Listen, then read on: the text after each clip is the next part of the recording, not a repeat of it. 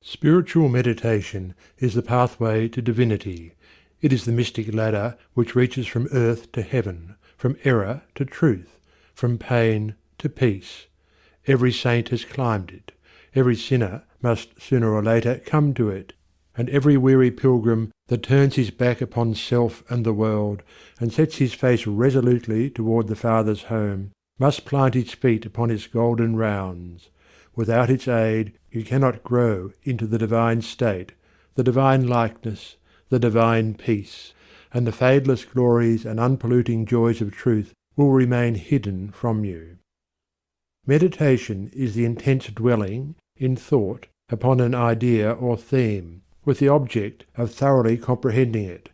And whatsoever you constantly meditate upon, you will not only come to understand, but will grow more and more into its likeness, for it will become incorporated into your very being, will become, in fact, your very self.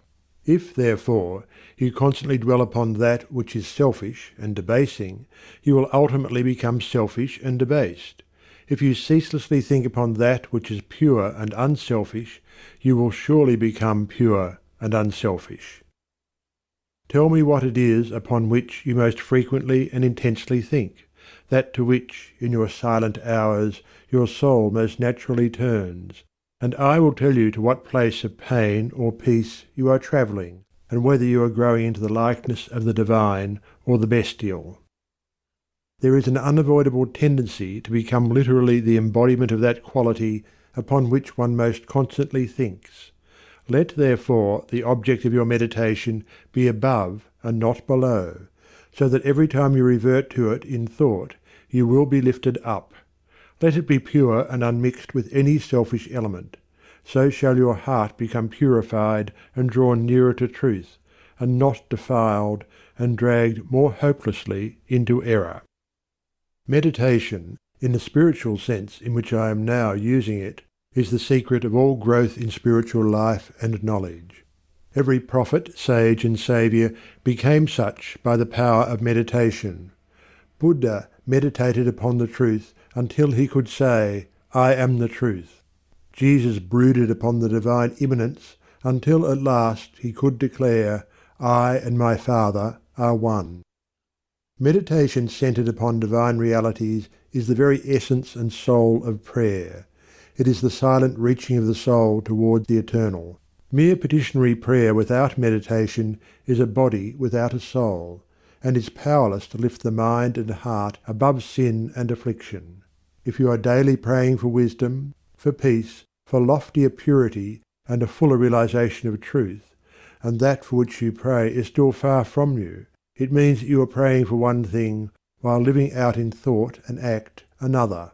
If you will cease from such waywardness, taking your mind off those things the selfish clinging to which debars you from the possession of the stainless realities for which you pray, if you will no longer ask God to grant you that which you do not deserve, or to bestow upon you that love and compassion which you refuse to bestow upon others, but will commence to think and act in the spirit of truth, you will, day by day, be growing into those realities, so that ultimately you will become one with them.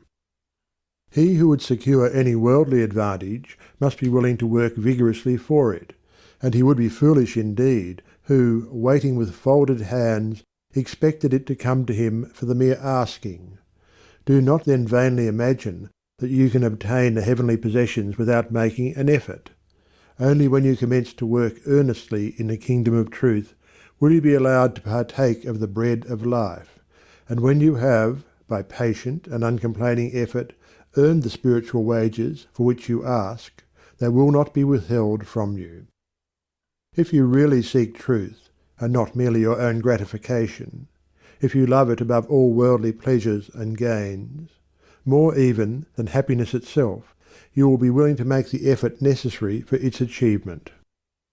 If you would be freed from sin and sorrow, if you would taste of that spotless purity for which you sigh and pray, if you would realize wisdom and knowledge, and would enter into the possession of profound and abiding peace, come now and enter the path of meditation, and let the supreme object of your meditation be truth. At the outset, Meditation must be distinguished from idle reverie. There is nothing dreamy and unpractical about it. It is a process of searching and uncompromising thought, which allows nothing to remain but the simple and naked truth. Thus meditating, you will no longer strive to build yourself up in your prejudices, but, forgetting self, you will remember only that you are seeking the truth. And so you will remove, one by one, the errors which you have built around yourself in the past, and will patiently wait for the revelation of truth, which will come when your errors have been sufficiently removed. In the silent humility of your heart, you will realize that there is an inmost centre in us all where truth abides in fullness, and around, wall upon wall, the gross flesh hems it in. This perfect, clear perception, which is truth, a baffling and perverting carnal mesh blinds it, and makes all error. And to know rather consists in opening out a way whence the imprisoned splendour may escape, than in effecting entry for a light supposed to be without. Select some portion of the day in which to meditate, and keep that period sacred to your purpose. The best time is the very early morning, when the spirit of repose is upon everything. All natural conditions will then be in your favour. The passions, after the long bodily fast of the night, will be subdued. The excitements and worries of the previous day will have died away, and the mind, strong and yet restful, will be receptive to spiritual instruction. Indeed, one of the first efforts you will be called upon to make will be to shake off lethargy and indulgence, and if you refuse, you will be unable to advance, for the demands of the spirit are imperative. To be spiritually awakened is also to be mentally and physically awakened. The sluggard and the self-indulgent can have no knowledge of truth. He who, possessed of health and strength, wastes the calm precious hours of the silent morning in drowsy indulgence is totally unfit to climb the heavenly heights. He whose awakening consciousness has become alive to its lofty possibilities, who is beginning to shake off the darkness of ignorance in which the world is enveloped, rises before the stars have ceased their vigil, and, grappling with the darkness within his soul, strives, by holy aspiration, to perceive the light of truth while the unawakened world dreams on. The heights by great men reached and kept were not attained by sudden flight, but they, while their companions slept, were toiling upward in the night. No saint, no holy man, no teacher of truth ever lived who did not rise early in the morning. Jesus habitually rose early, and climbed the solitary mountains to engage in holy communion. Buddha always rose an hour before sunrise and engaged in meditation, and all his disciples were enjoined to do the same. If you have to commence your daily duties at a very early hour, and are thus debarred from giving the early morning to systematic meditation, try to give an hour at night, and should this, by the length and laboriousness of your daily task, be denied you, you need not despair, for you may turn your thoughts upward in holy meditation in the intervals of your work, or in those few idle minutes which you now waste in aimlessness. And should your work be of that kind which becomes by practice automatic, you may meditate while engaged upon it. That eminent Christian saint and philosopher, Jacob Boehme, realized his vast knowledge of divine things whilst working long hours as a shoemaker. In every life there is time to think, and the busiest, the most laborious is not shut out from aspiration and meditation. Spiritual meditation and self-discipline are inseparable. You will therefore commence to meditate upon yourself so as to try and understand yourself, for remember, the great object you will have in view will be the complete removal of all your errors in order that you may realize truth. You will begin to question your motives, thoughts, and acts, comparing them with your ideal, and endeavouring to look upon them with a calm and impartial eye. In this manner you will be continually gaining more of that mental and spiritual equilibrium without which men are but helpless straws upon the ocean of life. If you are given to hatred or anger, you will meditate upon gentleness and forgiveness, so as to become acutely alive to a sense of your harsh and foolish conduct. You will then begin to dwell in thoughts of love, of gentleness, of abounding forgiveness, and as you overcome the lower by the higher, there will gradually, silently steal into your heart a knowledge of the divine law of love, with an understanding of its bearing upon all the intricacies of life and conduct. And in applying this knowledge to your every thought, word, and act, you will grow more and more gentle, more and more loving, more and more divine. And thus, with every error, every selfish desire, every human weakness, by the power of meditation is it overcome, and as each sin, each error is thrust out, a fuller and clearer measure of the light of truth illumines the pilgrim's soul. Thus meditating, you will be ceaselessly fortifying yourself against your only real enemy, your selfish, perishable self, and will be establishing yourself more and more firmly in the divine and imperishable self that is inseparable from truth. The direct outcome of your meditations will be a calm spiritual strength, which will be your stay and resting place in the struggle of life. Great is the overcoming power of holy thought, and the strength and knowledge gained in the hour of silent meditation will enrich the soul with savouring remembrance in the hour of strife, of sorrow, or of temptation. As, by the power of meditation, you grow in wisdom, you will relinquish more and more your selfish desires, which are fickle, impermanent, and productive of sorrow and pain, and will take your stand with increasing steadfastness and trust upon unchangeable principles, and will realize heavenly rest. The use of meditation is the acquirement of a knowledge of eternal principles, and the power which results from meditation is the ability to rest upon and trust those principles, and so become one with the eternal. The end of meditation is, therefore, direct knowledge of truth, God, and the realization of divine and profound peace. Let your meditations take their rise from the ethical ground which you now occupy. Remember that you are to grow into truth by steady perseverance. If you are an orthodox Christian, meditate ceaselessly upon the spotless purity and divine excellence of the character of Jesus, and apply his every precept to your inner life and outward conduct, so as to approximate more and more toward his perfection.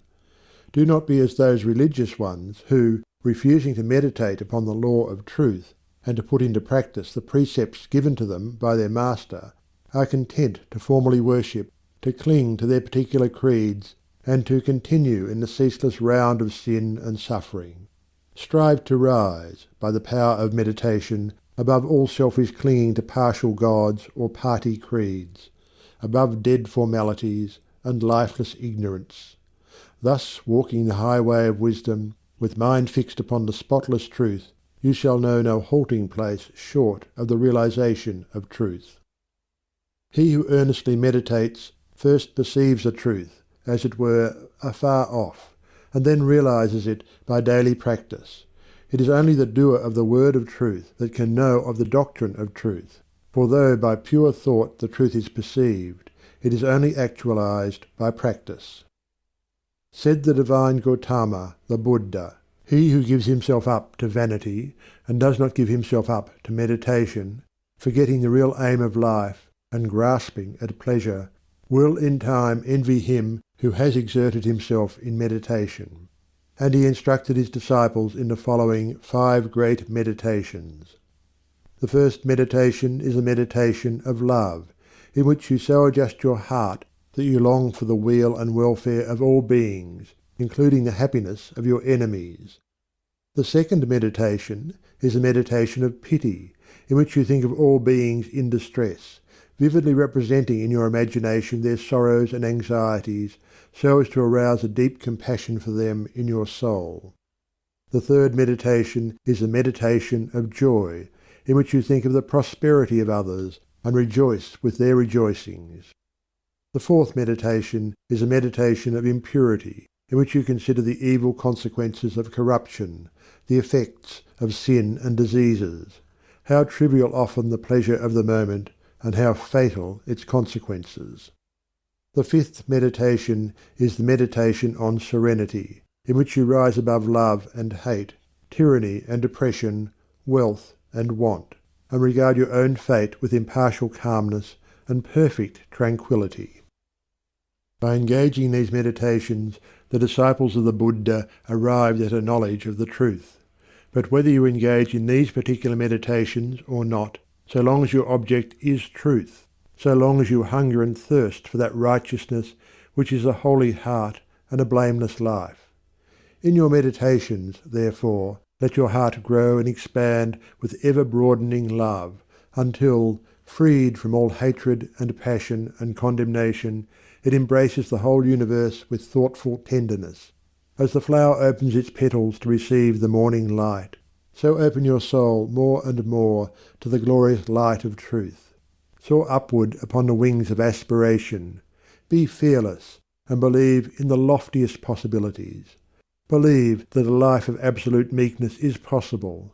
Believe that a life of stainless purity is possible. Believe that a life of perfect holiness is possible. Believe that the realization of the highest truth is possible. He who so believes climbs rapidly the heavenly hills, whilst the unbelievers continue to grope darkly and painfully in the fog-bound valleys. So believing, so aspiring, so meditating, divinely sweet and beautiful will be your spiritual experiences, and glorious the revelations that will enrapture your inward vision. As you realize the divine love, the divine justice, the divine purity, the perfect law of good or God, great will be your bliss and deep your peace. Old things will pass away, and all things will become new. The veil of the material universe, so dense and impenetrable to the eye of error, so thin and gauzy to the eye of truth, will be lifted, and the spiritual universe will be revealed.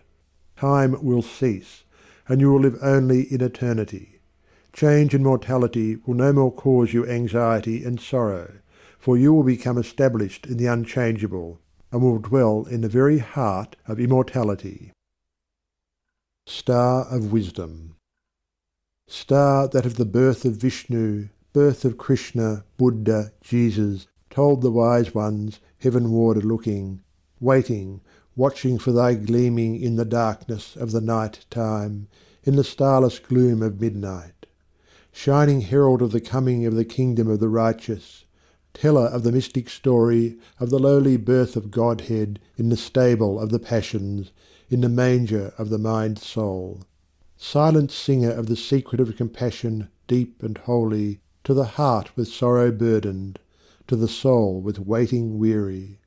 Star of all-surpassing brightness, thou again dost deck the midnight, thou again dost cheer the wise ones watching in the creedal darkness.